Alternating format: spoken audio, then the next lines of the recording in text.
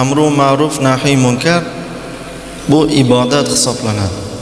O'shaning uchun savob beriladi. Amru ma'ruf nahiy munkar boshlandimi, bir kishi gapiradi, qolgan odam eshitadi. Agar hamma gapiraversa, hamma ahmoq bo'lib qoladi. Yo domla to'xtash kerak, ular gunohkor bo'lmasin deb. Yo bular o'zi to'xtash kerak, gunohkor bo'lmaylik deb. Xo'p. Muhtaram ahli jamoa, Payg'ambarimiz sollallohu alayhi va sallamni bir muborak hadislar bilan suhbatimizni boshlaymiz.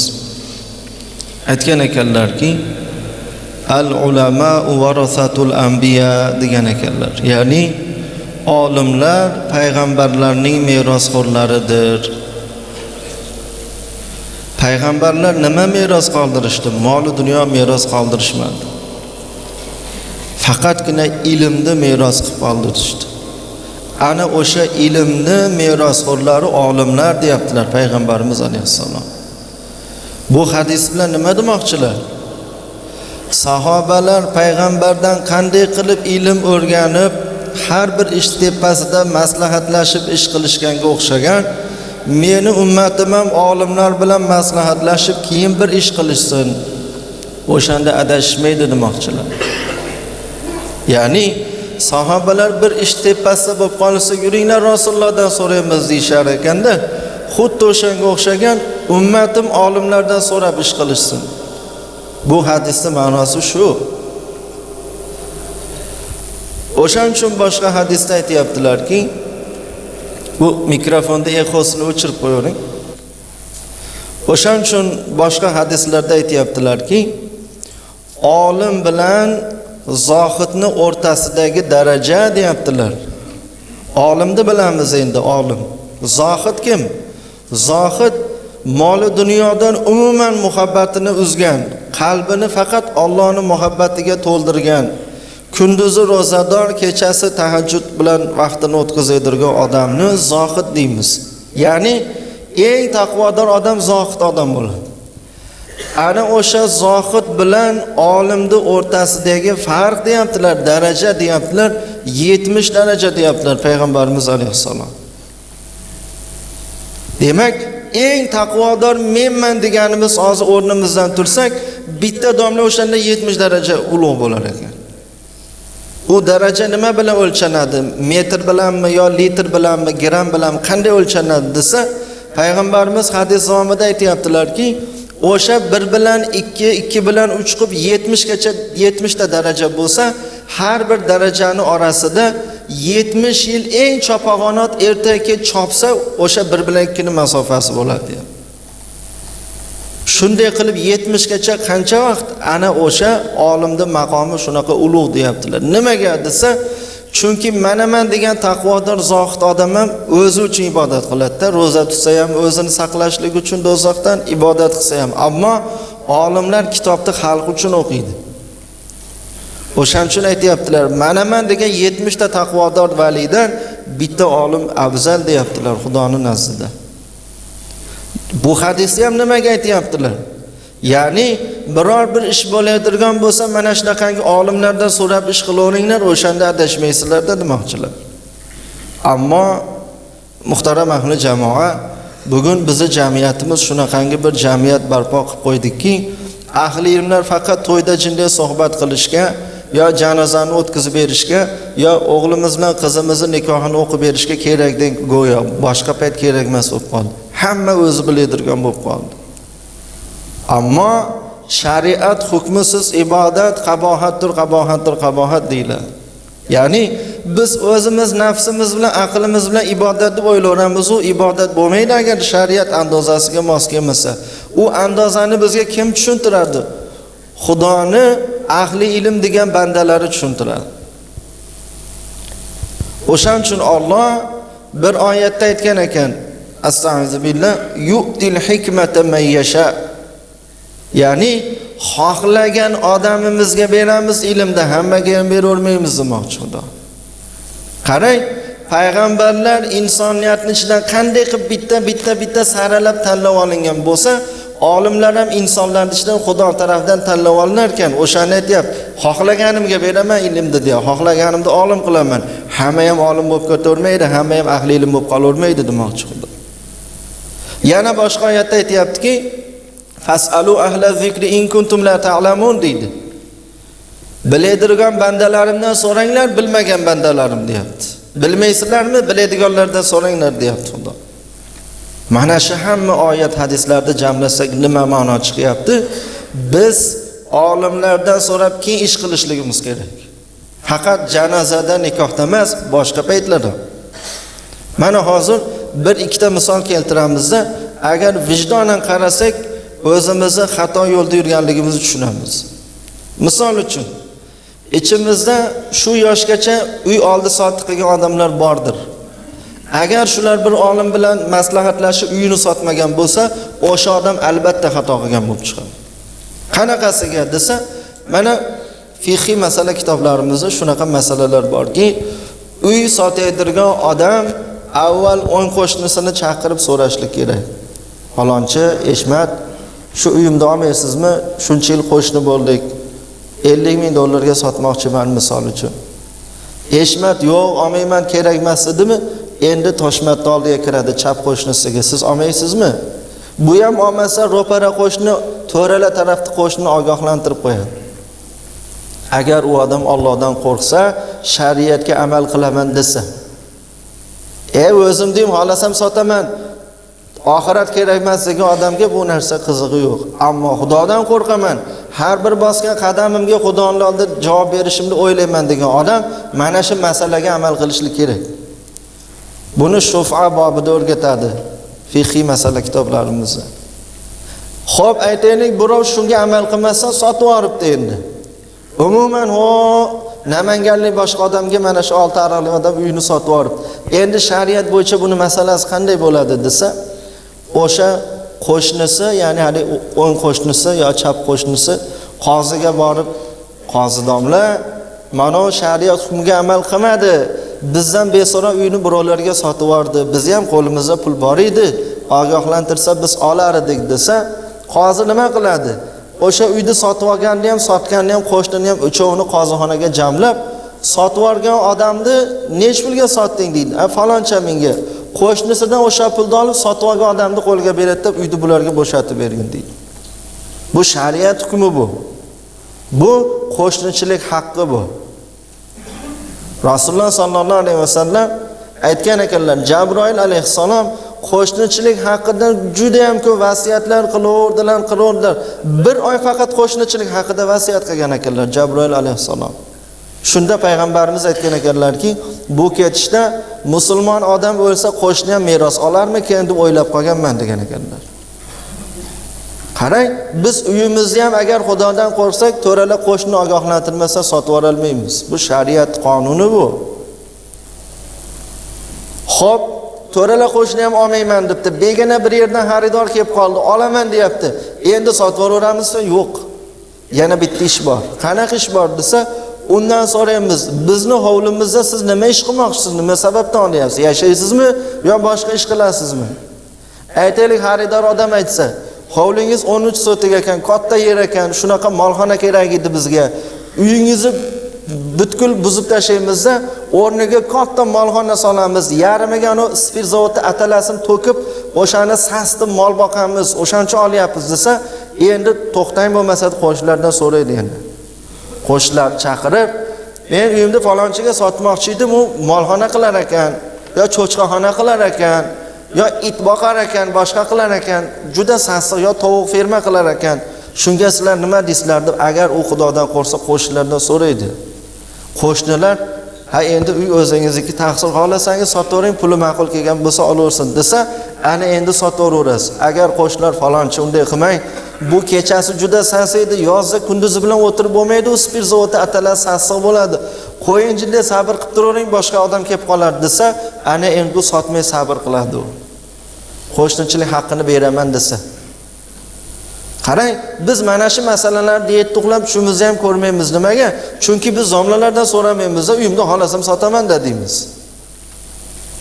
Yoki Qudanda yoshiga yetgan odam Ana Xudo aytayapti, fasalu ahla zikri in kuntum la ta'lamun deyapti. Bilmaysizlarmi? Biladiganlardan so'ranglar deyapti. Xudoanda yoshiga yetgan odam, Xudoandachilikda eng kerakli ilm kufu bobi bor.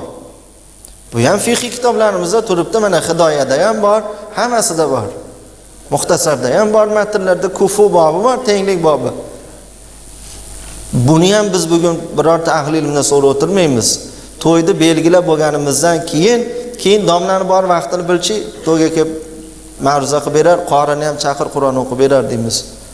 Yo'q, muhtaram ahli jamoa, kufu bobi bizga mana shu shariat bo'yicha er-xotin Xudoanda taraf qanaqa bo'lsa yaxshi bo'ladi, hayoti qanday bo'lsa o'ziga tushib ketadi, shuni o'rgatadi.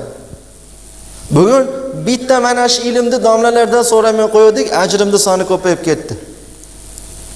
6 oyda ichida nikohlanaman deb ariza tashab zakisdan o'taman degan odamlardan ko'ra bizni ajratib beringlar deb zakisni buzayib turganlar soni ko'payib ketibdi. 1000 ta kelin-kuyov ariza tashlagan nikohlanamiz deb 1100 tasi ariza tashlagan biz ajratib oling deb. Nimadan shu desa, kufu bobiga to'g'ri kelmaydi. Ota-onasi shuni domlalar bilan maslahat qilmagan. Nima deydi? Domla deydi, "Baman odamlar bilan Xudoanda bo'lyapmiz" deydi. O Xudoingiz shunaqangi zo'r olim odammikan bamani deyapsa, yo'q, olim emas.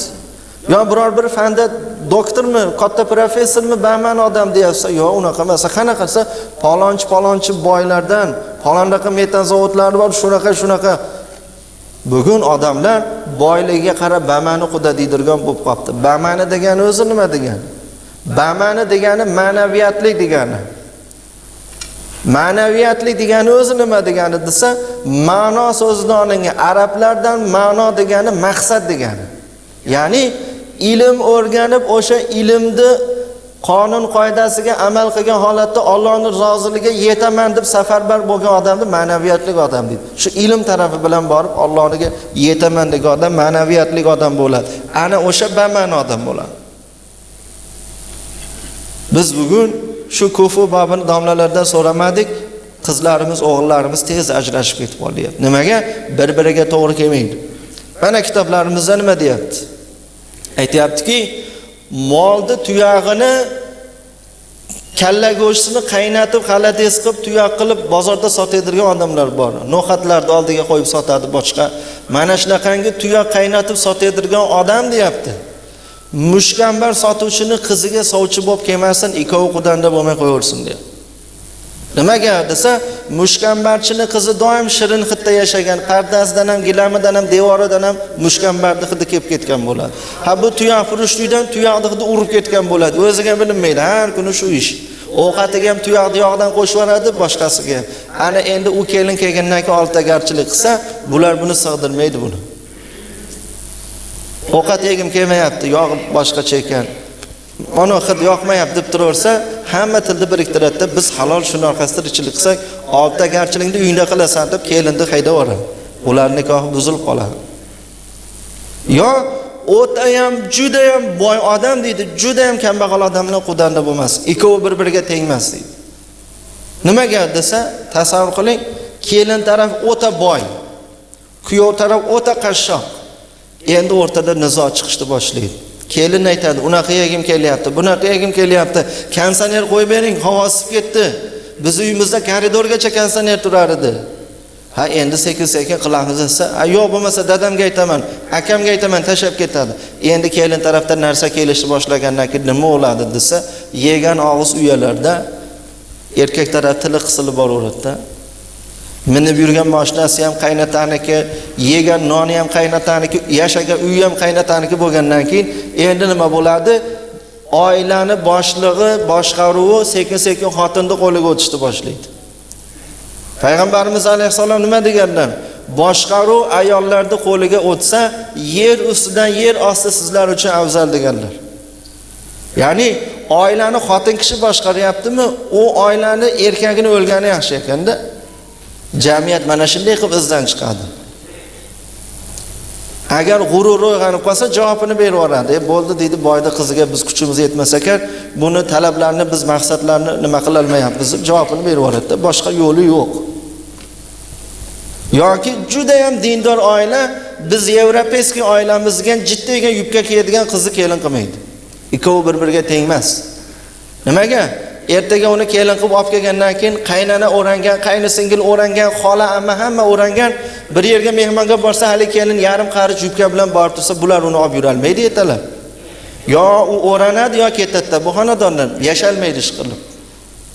Agar qizni o'ziga insof berib o'ranib uyga borsa, ana Yevropeyskiman degan otasi yechintirib jo'natib yuboryapti. Men qizim qop o'ramaydi deyapti. Dunyoga bir marta keladi, meni asal qizim deyapti, qop o'ramaydilar, shunda yuradilar. O'shaning uchun berganmiz, bo'lmasa javobini beringlar. Boshqaga turmushga berib yuboramiz deyapti. O'sha Yevropeyskimiz degan odamlar. Bu ishlar nima uchun bo'lyapti desa, mana shu kufu bobini biz domlalardan so'ramaganmiz, o'zimizcha bir ish qilganmiz. Ana endi oxiri urush janjal bo'lganda domla bechalarni bor chaqirib kelyapmiz. Domla kelib nima qilsa, u ham haqqa o'xshaveradi, bu nechsa bu ham haqqa o'xshaveradi. Endi domlani kelishi jinda kechroq endi. O'shaning uchun muhtaram ahli jamoa, nikohlanyapti turgan bolalarimiz yoshiga yetdimi, uylab qo'yishdan oldin bor domlaning oldiga borib taloq ilmini bir yaxshilab so'rab olgin deb jo'natib yuboraylik. Kerak bo'lsa 3-4 kun domlaning uyiga keladi, masjidga keladimi, 10 minut bo'lsa ham taloq masalalar haqida savol javob qilsin kuyov bolalar. Birinchi asabiylashganda 3 taloqsan deb qo'yapti. 1000 taloq, qum taloq deyapti. Alloh taolo bir taloq berishga ruxsat bergan. Eng so'nggi chorada 2 taloq, 3 taloqni bittada aytib bo'lmaydi. Ana undan keyin yana fursat bor, idda vaqtlari bor. Shular nimaga qilingan shariat bo'yicha? Bir-biriga murosaga kelib qolar. Balki bir-biri bilan bir-ikki uzoqda tursa yana mehri uyg'onib qolar. Turmushi buzilmas degan bu Xudoning tadbiri, bu shariatning qoidasi. Biz bugun shuncha narsalarni muhtaram ahli jamoa, domlalar turibdi so'ramaymiz-da. Ammo mashinamizdan tirqet ovoz chiqib qolsa darrov ustaga boramiz. Buni ko'rib qo'ying buni. Ertaga qish kelyapti, ish chiqarib qolmasin. Temir-ku u. O'sha temirga ichimiz achyapti, o'zimiz ichimiz achmaydimi? O'shaning uchun muhtaram ahli jamoa, eng farosatli, taqvodor, Xudodan qo'rqadigan odam ham o'zicha Allohdan ilhom bo'lib shariat hukmini to'g'ri topolmaydi. Shariat hukmi shunaqa, faqat ilm bilan kelinadi bu narsaga. O'shaning uchun mo'tabar kitoblarimizda aytganki, bittasi deydi tariqat peshvosi pir deydi. Pir karomat ko'rsatyapti. Bittasi oddiy bitta olim, bitta gunohkor fosiq olim. Ikkovi tortishib qoldi. Qaysi birini gapiga quloq solishimiz kerak desa, fosiq bo'lsa ham olimning gapiga quloq solasan deydi. Nimaga desa, buniki shar'iy qoida asosida bo'ladi deydi. Buniki avom uchun aytilgan bo'ladi. Mana pirdiki bu xoslar uchun bo'ladi. Pir bunga bo'ynini egish kerak deydi. Shariatni muqaddam qo'yiladi. O'shaning uchun muhtaram ahli jamoa, Rasululloh sallallohu alayhi va sallam 100 dan oshiq olimlarning qadr qiymat haqida hadislarda aytib ketdilar. Biz bu hadislarga beparvo qolib ketmaylik. Shulardan bittasini hozir aytamiz, keyin suhbatni ovoz uzaytirgich mana ustozlarga beramiz. O'zi bular qilishsa ham bo'lardi, biz endi sal uzoqroqdan kelganimizga bizga berib qo'yishdi. Rasululloh sallallohu alayhi va sallam aytgan ekanlar: "Kun aliman aw mutaalliman aw mustami'an aw muhibban va la takunil khamisah fatahluk" debdilar. Ya'ni najot topuvchi mu'minlarni 4 guruhga bo'ldilar Rasululloh sallallohu alayhi vasallam. Qarang, shu 4 guruh, hamma mu'minlar shu 4 guruhning ichida bor. Hojisi ham bor, qorisi ham bor, doktori ham bor, melisasi ham bor, hammasi bor shu 4 guruhning ichida. Ya'ni najot topaman desang deyaptilar, olim bo'lgin deyaptilar. Ilmga targ'ibmi bu? Olim bo'lgin deyaptilar. Chunki Xudodan faqat olimlargina qo'rqar ekan. Qolganlar u darajada Xudodan qo'rqmaydi. Ammo biz bitta olimni bitta aybi ochilib qolsa bo'ldi, u eng yomon odamga aylanib qoladi nazdimizda. Yo'q. Olimda maqomini Xudo ko'tarib qo'ydi, Xudoning rasuli ham ko'tarib qo'ydi. Nimaga? Olim 20 yil bitta masjidda ishladimi? 20 yil ichida nech million odamga juma o'tib berdi imomlik qilib. 5 vaqt namozni qaysi namozlarda imomlikka o'tib berdimi? O'sha 20 million rakat namoz o'qigan bo'lsa, shu 20 yil ichida nech 100 ming odamga imomlikka o'tgan bo'lsa, o'sha odamlar qancha savob oldi? Olim o'shalarni savobicha savobni olib yuribdi-da. Bir jumada 10 mingta odam orqasida iqtido qilyaptimi? 10 mingta odam 10 tadan savob olgan bo'lsa, o'shalarda savobi qancha bo'lsa, imomga shuncha savob yozilib turibdi. Ular unga iqtido qilyapti-da. O'shaning uchun biz olimlarning orqasidan gapirib, g'ajib, boshqa qilib aybi ochilib qoldi deb o'tirmaylik. Baribir teng kela olmaymiz. Buni Rasul aytib ketdilar. Eng mana degan taqvodor zohidlaringdan olim 70 daraja ulug'ni bekorga aytmadilar. Ana o'shaning uchun najot topuvchilarning eng birinchi ro'yxatida olimlarda aytayaptilar, kun aliman, olim bo'lgin, najot topaman desang dedilar. Endi biz yuqorida bir oyat aytdik, yu'til hikmata man yasha degan oyatni, ya'ni Alloh xohlaganini olim qilar ekan, xohlaganiga ilm berar ekan. Demak, hozir bizda birinchi nima ketdi o'zi, qo'limizdan chiqdi, endi biz olim bo'la olmadik. Umrimiz o'tib ketib qoldi. Yoshlikdan boshlashimiz kerak. Demak, najot topuvchilar to'rga bo'lingan bo'lsa, bir guruhi bizni qo'limizdan chiqib ketib qoldi. Xudo o'zi tanlab olsa olim qilib qo'yar ekan. Bizga endi 3 tasi qoldi. Birinchisi ketdi. Ikkinchisi nima desa, av mutaalliman dedilar. Yo olimdan dars o'rganuvchi bo'lgan, dars oluvchi bo'lgan dedilar. Ana o'sha olimdan dars oluvchi odamni maqomi endi shunaqa ulug' bo'lar ekan, talib ilmdi. Ko'chada ketyapti tursa, olimning oldiga dars olaman deb, farishtalar uni oyog'ining ostiga qanotini to'shab olar ekan. Nimaga to'shab oradi desa, qanotimiz barakali bo'lib qolarmikin deb to'shab orar ekan. Farishta-ya, begunoh farishta, doim ibodatda yurgan farishta, talib ilmni oyog'ining ostiga qanotini to'shab turar ekan. Qanotimda esa barakali bo'lib qolsin deb. O'shaning uchun olimning oldiga darsga ketyapti turgan odam favqulodda o'lib qolsa, shahid hukmida ketadi. Nimaga? Fi sabilillah, Xudoning yo'lida farishtalarning qanotining ustida joni chiqib ketdi u odamning. O'shaning uchun biz jumaga ketyapmizmi? Jumani o'qisam bo'ldi-da, farzda demasdan oldinroq bo'laylik. Shu domladan dars olaman, har juma kuni ma'ruza qilganda ilm olaman deylik. Biz farishtalarning qanotining ustida ketamiz. Mana shu tolibi ilm, farishtalar uni oyog'ining ostiga qanotini yozib oladigan maqomni kimdan olyapti desa, olimning oldiga qatnashlik bilan olyapti. Endi olimning maqomi qanaqa ulug' unaqada desa, dengizdagi million baliqlar og'zini ochib yopganda, har bir og'zini ochib yopganda olimlarning gunohini kechirgin deb yopib ochar ekan. Demak, birinchi maqom olimlik maqomi bo'lsa, undan keyingisi olimlardan dars oluvchilarda aytdilar Rasululloh sallallohu alayhi vasallam. Ana o'shalar najot topuvchilarning ikkinchi ro'yxati deyaptilar. Endi olimman bo'la olmayapmiz. Olimning oldiga darsga ham bora olmayapmiz. Endi nima? Endi ikkitasi qoldi. Qaysi qoldi desa, av mustami'an dedilar. Ja bo'lmasa quloq soluvchi bo'lgan, o'shanda ham najot topasan dedilar. Quloq solishlik mana bunaqa bo'ladi. Mana hozir biz gapiryapmiz, sizlar eshityapsizlar. Quloq solishlik ana o'sha ahli ilmning og'zidan chiqyapti oyat hadislarni, qiyos, ijmodan hosil bo'lgan ilmlarni eshitadi-da, ichida aytar ekan, Xudo shunga amal qilishga tavfiq bergin. Ana o'sha quloq solishlik. Agar ko'zi domlada-yu, o'zi hayoli ko'chada o'tirgan bo'lsa, domla ham cho'zvordi, rosa sigaret chekim kelyapti, tezroq chiqib ketaymikin yo tezroq tugatamkin deb o'tirgan bo'lsa, u ana 3-najot topuvchiga qo'shilmaydi u. Ko'zi qarab turibdi-yu, ong boshqa yerda turgan bo'ladi. O'shaning uchun bir olim aytgan ekanlar, bir xonaqada suhbat qilib tursa, xonaqaning tashqarisida o't ketyapti turgan odam tap etib hushidan ketib qoldi.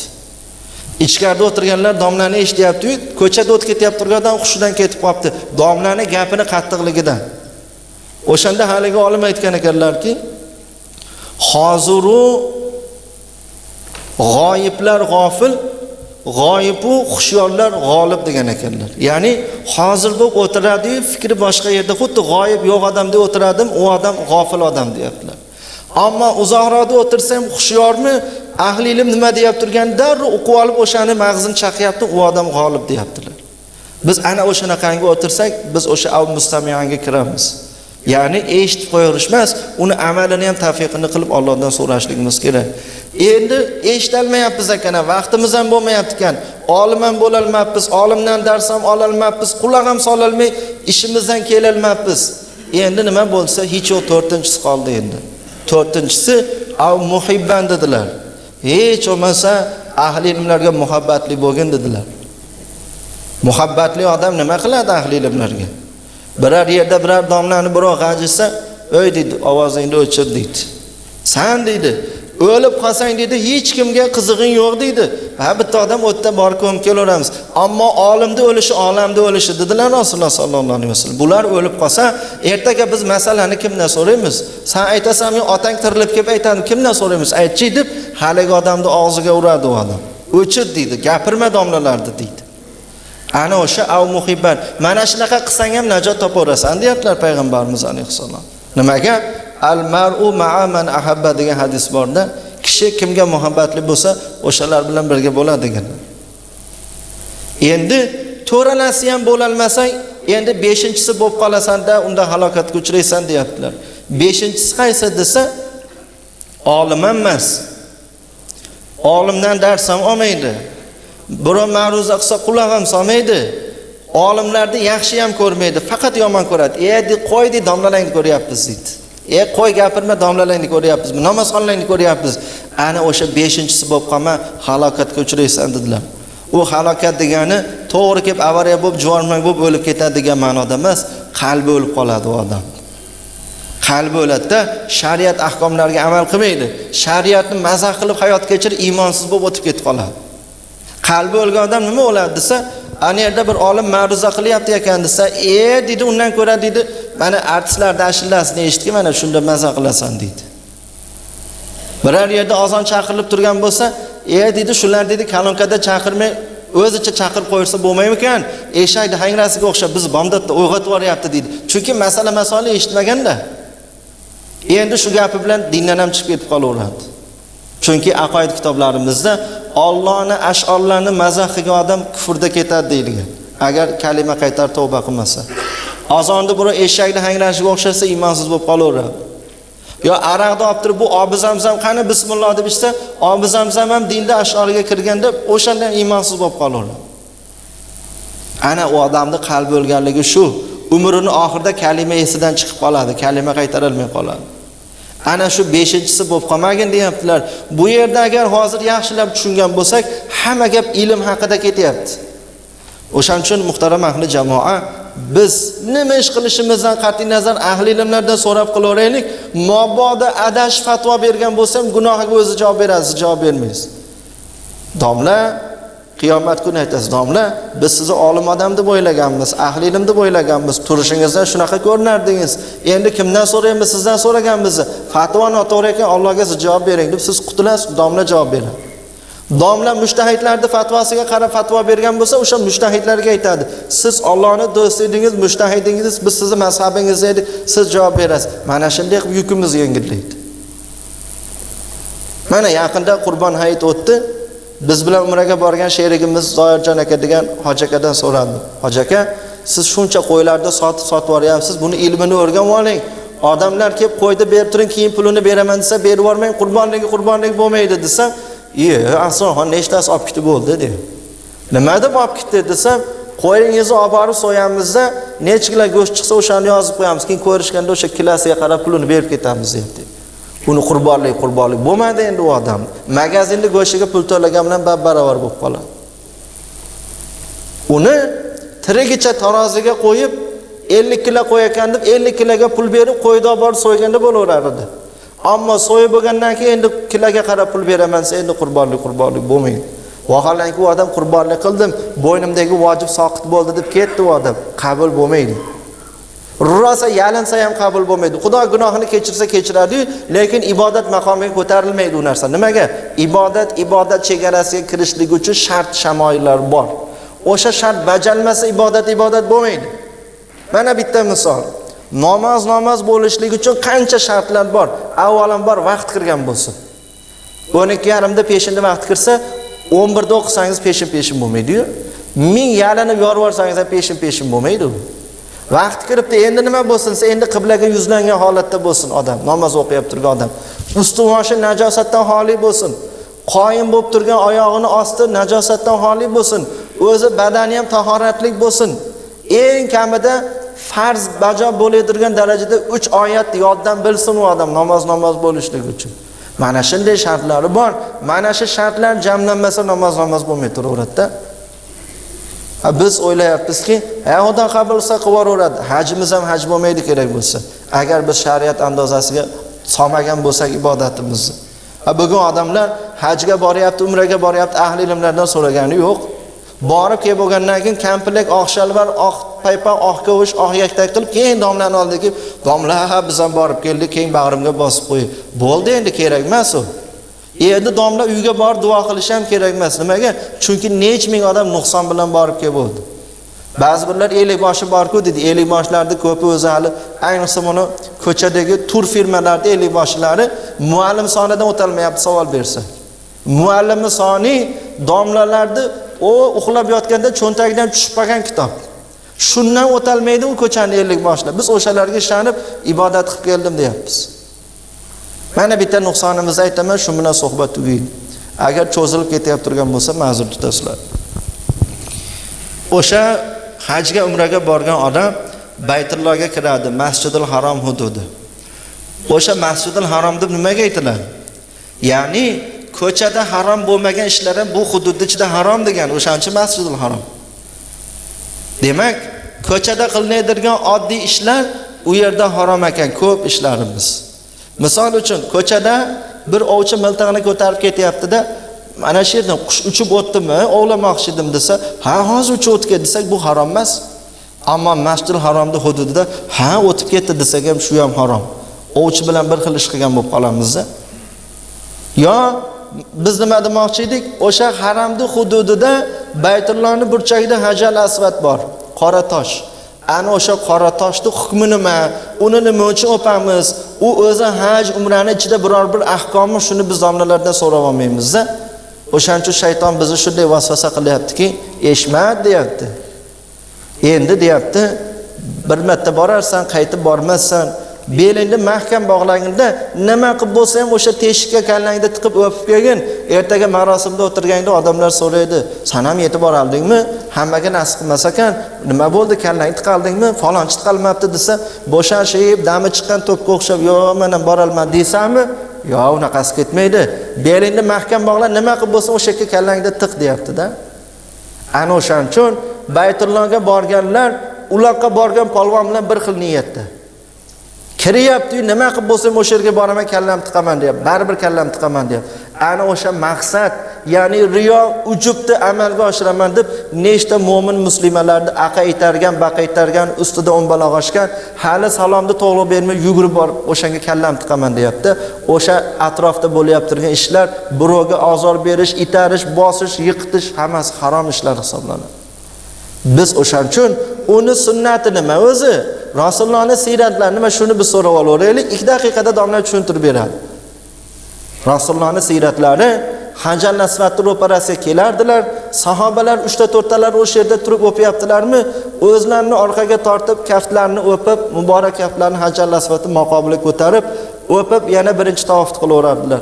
Yana aylanib keldilarmi? Odam ko'pmi? O'zlarini yana orqaga tortib, o'pib, shunday qilib 7 marta tavof qilib, keyin Safa Marvaga o'tib ketaverardilar. Hatto kitoblarda keladiki, odam rosa ko'payib ketganda, ancha uzoqqa borganda, qo'llarini ko'tarsalar, nimasiga to'g'ri bo'lmas ekan, odam ko'p ekan, asolarni ko'tarib qo'ydilar deb keladi. Shu siyrat, shu sunnat. Ya'ni biz tobora o'zimizni odamlardan orqaga tortib borishligimiz kerak, ammo biz magnit temirda tortganga o'shanga o'zimiz uryapmiz. Maqsad nima qilib bo'lsam kallamni tiqaman, o'paman. Savol tug'iladi. O'sha Hajar Aswadni o'pishlik o'zi farzmi bizga? Yo vojibmi? O'shanaqangi qilib o'psak sunnat emas, tarki sunnat-ku. O'shaning uchun Hazrat Umar roziyallohu anhu xalifa bo'lganlarida ovozlarini baland qilib, o'sha yerda nechta kelgan musofirlar, sahobalar eshitgan ekan, "Voy Hajar Aswad, men toshga sig'inadigan butparast emasman. Ammo Payg'ambarimiz alayhissalom seni muborak og'izlarini o'pganlarni ko'rganman. O'shaning uchun o'pyapman xolos, bo'lmasa men butparast emasman. Hech ham o'pishga layoqatli emas eding o'zi aslida. Yo'q, Rasululloh o'pdilarda o'shaning uchun o'pyapman degan ekanlar. O'shaning uchun ulamolar aytishadiki, u umramizni, hajimizni ichida mana shu toshni o'pmasa bo'lmaydigan joy yo'q. To'g'ri kelib qolsak, fazilat jihatidan o'zi uni o'pishdan maqsad nima, shuni ham bilib olaylik. Shuni mana Domla Hindistonning bir suhbatlar bor. Ayni shu haqda qilgan suhbatlari eski kasetada biz shuni necha martalab eshitganmiz. O'sha Domla Hindistonning alayhi rahmat aytibdilarki, u tosh deyaptilar, o'zi asli farishta bo'lgan edi. U o'zi asli farishta edi. O'sha alastu bi robbikum deb Alloh taolo bizlardan ahdlashuv olgan. Ya'ni hali insonlar yaratilmasdan oldin ruhoniyatlar olamida hammamizning ruhlarimiz yaratilgan. Dunyo boshlangandan qiyomatgacha hammaning ruhi yaratilgan paytda sizlarning Robbilaring ma'mi yo Robbilaring emasmi degan Xudo. O'shanda Robbimizsan, Xudo Robbimizsan deb biz ahdlashganmiz o'sha kuni. Iymondor bo'lganmiz o'sha kuni. Ana o'sha kunga ahdlashuv ahdnomani o'sha bitta farishtaga solib shuni toshga aylantirib qo'ygan ekan Xudo. Biz o'sha tosh o'sha Hajar Asvad ekan. Ilgari jannatdan tushganda oppoq edi ekan, juda nuroniy ekan. Gunohkor odamlar ushlari qoraytirib yuborgan ekan. O'sha toshni ushlashdan, o'pishdan maqsad men o'sha ahdlashuv kunidagi ahdnomaga amal qilyapman. Mana Xudoga bo'ysunib shu yergacha yetib keldim. Qiyomat kuni guvohlik o'tvorarsan degan maqsadda o'pilar ekan u. Endi savol, o'shanga yetib bora olmasak ham, o'shani o'polmasak ham, Xudoning qudrati cheksiz-ku. Uyimizda o'tirsak ham jannati bo'laveramiz Xudo xohlasa. Aynan toshni o'pish shart emas. Xudoga birov qiyomat kuni guvohlikka o'tishligi ham shart emas o'zi aslida. Gap shunday ekanmi? Ibodatga boryapmizmi? Domlalardan so'rab boraveraylik. Hammamiz borgan bo'lsak, kami 99% shu xato bo'ldi o'sha yerda. Borib o'shani o'pamadi, nechta odamni aqaytar qilib bo'ldik, bo'ynimizga shtraflarni yuklab bo'ldik. Shuni o'rniga domlalardan so'rab qo'yaveraylik. Ana o'shanda odobi bilan hamma shart-shamoilni joyiga qo'yib, manosikni o'rganib keyin boraylik. Ana hamma shartini qoyim qilgandan keyin endi umid darvozasiga qo'l cho'zamiz. Xudo baholi qudrat, sen bergan ilm bo'yicha hamma harakat qildim, endi nuqsonlarni o'zing qabul qilgin. Chunki baribir nuqson bo'ladi-da. Nimaga? Ibodatni 100% qilsangiz ham Xudoning nazdida siz Xudoning jalolatiga yarasha ibodat qila olmaysiz-da. O'shaning uchun namoz o'qib bo'lganimizdan keyin salom berib birinchi gapimiz astag'firulloh.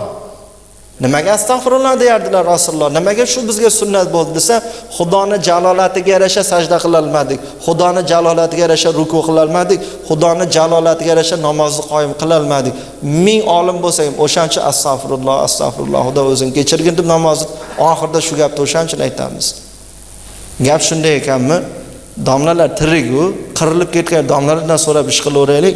Uy sotamizmi, nikohlanamizmi, qo'y olamizmi, qurbonlikmi, nima bo'lsa ham, ehson bo'lsa ham domlalardan so'rab qo'yaylik. Domla ehsonni qanaqa qilish kerak? Ana o'shanda yaxshi bo'ladi. Agar bitta ehsonimiz riyo ustiga qurilib qolsa, ehson ham ehson bo'lmay qolaveradi. Shuni ahli ilmlar o'rgatadi. Va axiru da'wana alhamdulillahi robbil alamin. O'zi bu mavzu juda katta mavzu. Yana 1-2 soat gapirsak ham tugamaydi, ammo vaqtimiz chegaralangan. Uzoqdan kelgan bizga o'xshagan mehmonlarimiz bo'lsa kechga qolishmasin. Keyin bu ustozlarda ham yana boshqa joylarda marosimlar bo'ladi. Suhbatimiz mana shu yerda yakunlaymiz. Menimcha har qanday odam tushundi. O'zbekcha dehqoncha qilib gapirdik. Agar shundan keyin ham deb o'zimiz qilib ketaversak, unaqada yaxshi bo'lmaydi. Alloh saqlasin.